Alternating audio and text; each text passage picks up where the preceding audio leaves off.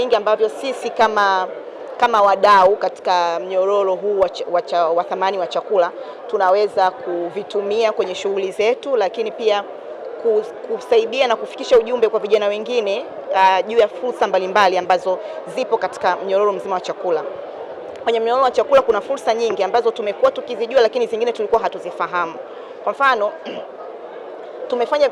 sisi tunafanya biashara katika mnyororo wa chakula na tunafanya biashara wengi ambao wanafanya, lakini tulikuwa hatufahamu kwamba COPRA inamsaidia mkulima au mfanyabiashara wa mazao kuanzia kwenye zao linavyopandwa mpaka linavovunwa mpaka kulifikia soko. Kwa hiyo mimi sikuwa nafahamu kwamba kumbe udhibiti wa kile kiwango cha mwisho cha zao ambalo linahitajika kwenye soko la nje unaanza kuanzia zao linavyopandwa. So kutoka kwenye mjadala na wataalamu wa udhibiti wa ubora kutoka COPRA tumeelewa kumbe wakulima wanaweza kusaidika kupata soko la nje kwa kupata elimu sahihi ya jinsi ya kutunza mazao yao kuanzia mwanzo, kuanzia ile wanavyochagua mbegu, wanavyoandaa mashamba mpaka mwisho na wakati pia wa uvunaji. Kwa hiyo nimefahamu pia kwamba kumbe hata uvunaji unaweza ukaharibu ile quality ambayo inahitajika kwenye soko la nje.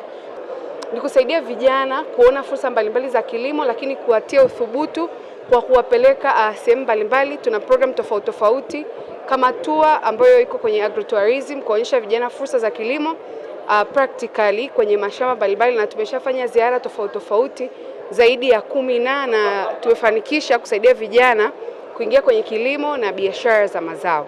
Fanya vitu vingi sana, lakini tukaona tutafute platform ambayo tutakuwa tunaendelea kuonyesha kwa wale ambao tunafanya nao kazi na wale ambao tunawatumikia, lakini kuweza kuonyesha value ya vitu tunavyovifanya, lakini vile vile yale tunayotaka tuyaone yanatokea.